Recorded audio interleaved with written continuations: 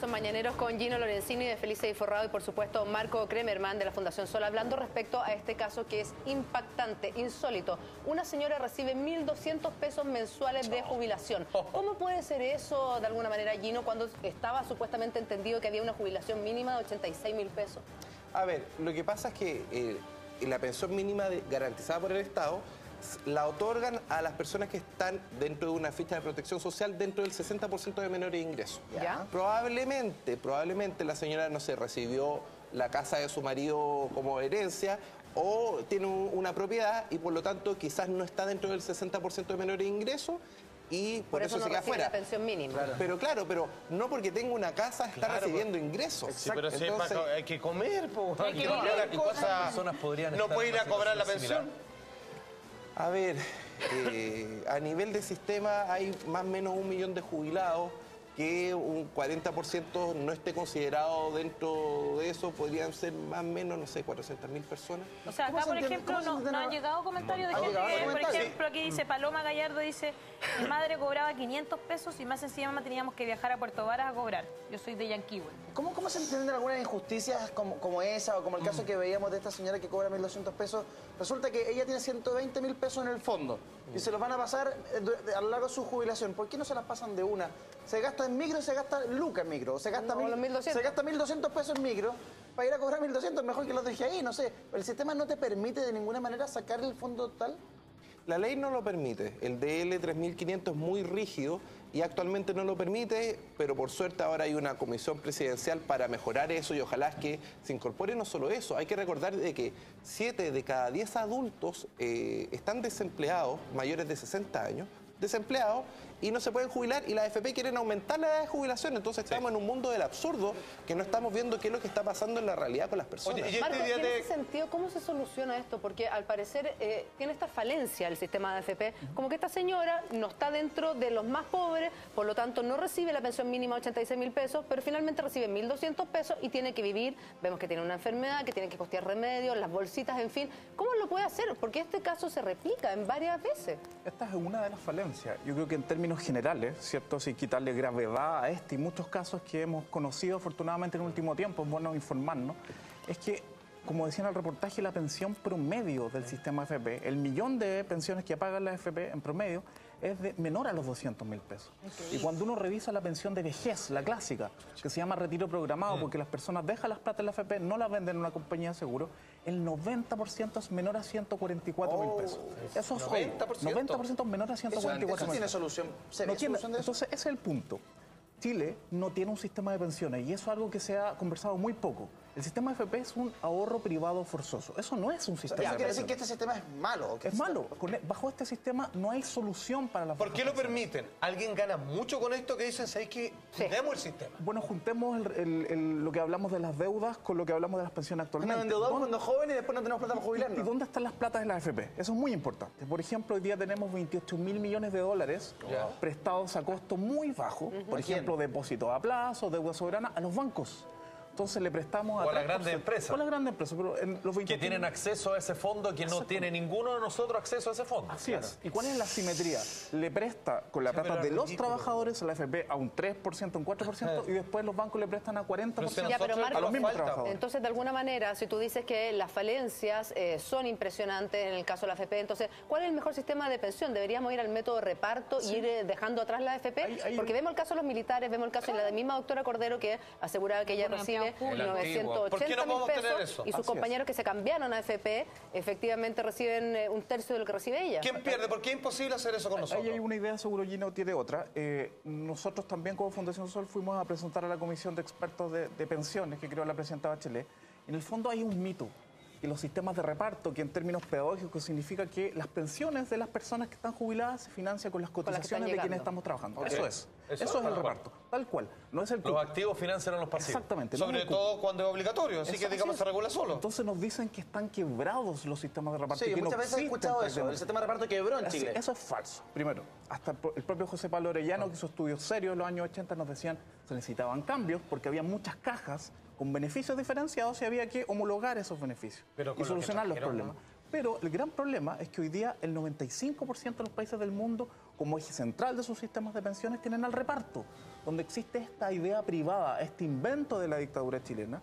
Solamente es en 9 países del mundo. 9. O países 9, o economías. nada más. Hong Kong o economías o países. Kosovo, Maldivas, Malawi, Nigeria. ¿Y en alguno de esos países funciona? Es que funciona como ocurre en esos países, ¿cierto? Pero En mira esos los países. países, por Dios. Estamos hablando de ingreso per cápita. Oye, pero espérate, al chileno. Y con diferencia. Pero sé que hablando a calzón quitado, ¿quién permite esto? Que alguien dice, ¿sabéis qué? Chao. Votemos esto, eso es abusivo, es traicionero. Uno pone su plata, su confianza y te pegan un balazo en la cabeza. No, y lo peor de todo es que te ¿por qué se obligan. permite? O sea, Sí, ¿quién te obligan, no hay opción. golpear la mesa y decir, ¿sabes qué? Se para esto.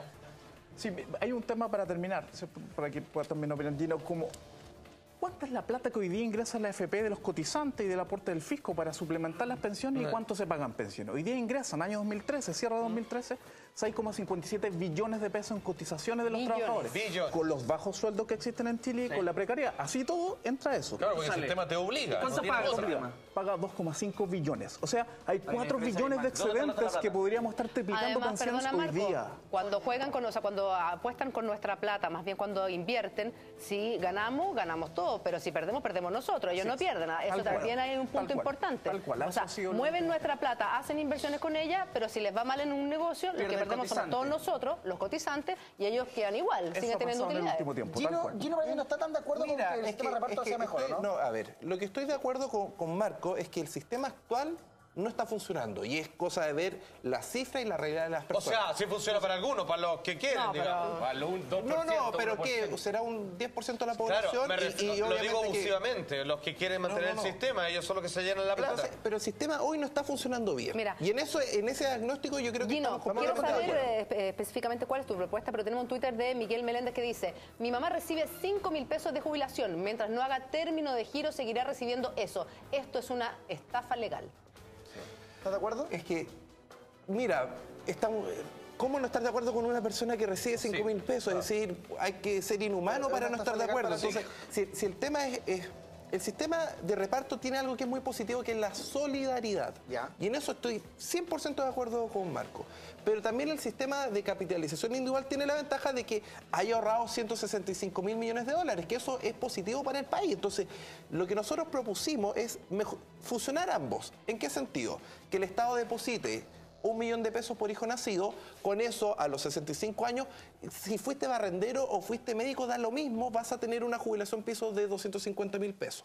El otro gran problema son las lagunas, de 40 años que trabajamos solo ahorramos 21. ¿Qué pasa con los 19 restantes? Bueno, que el Estado deposite 10.000 pesos mensuales a partir de los 18 años a todo trabajador que no está generando ingresos. ¿Qué consigues con ambas medidas? Que a los 65 años tú tengas una jubilación piso de 400.000 pesos.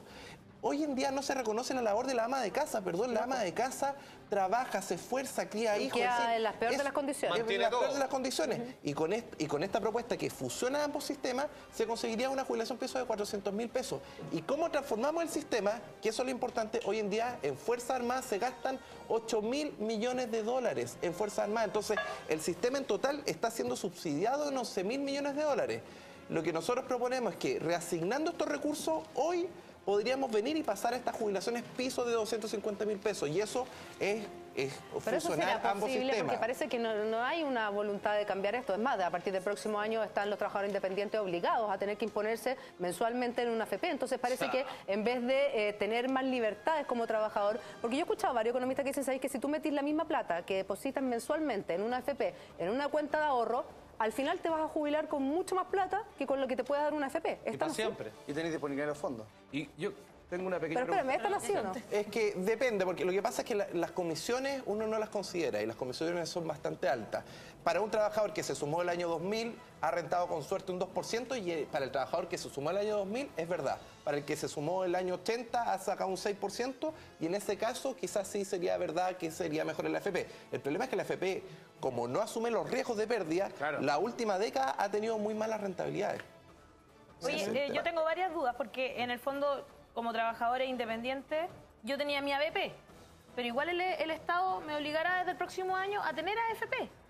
Entonces, ¿sirve el ABP? El APB, primero? el APB. El ABP, El APB. perdón, el APB. ABP, el APB. Primero sirve y luego, ¿por qué me obligan también? Es como que es raro. Salió una noticia la semana pasada que, por suerte, el Estado pospuso esta imposición a partir del 2015. No va a venir la imposición a la gente que recibe boleta de honorario. La pospusieron hasta que esté el tema de la comisión presidencial, porque probablemente vengan cambios y no se esté obligando a los trabajadores independientes. ¿Y el APB sirve? Y el APB, desde nuestra perspectiva, sí sirve porque las comisiones son mucho más bajas en el APB que en la cuenta obligatoria. Mira, qué ridículo. Es Las decir, cosas insólitas de nuestro sistema ¿por qué no nos previsional, permiten, por último, ahorrar en el APB, Exacto. que tiene un beneficio de un 15% del Estado que te bonifica en julio del año siguiente? Claro. Pero también hay otro tema con el APB. Las personas de mayores ingresos reciben un subsidio de hasta 40% del Estado. Entonces, el Estado está subsidiando más a las personas que ganan 8 millones de pesos mensuales que a una persona que está ahorrando 10.000 pesos. Marco, Y eso es ilógico. Les queremos agradecer por haber venido esta mañana. Claramente es un tema que vamos a seguir debatiendo, a seguir hablando, porque de verdad hay mucha gente que necesita saber cómo poder ahorrar hoy de la mejor manera para tener una vejez digna y no con 1.200 pesos como esta señora que hace la denuncia. Muchas gracias por haber estado esta mañana. Gracias. Para ustedes. Juan Andrés Alfate,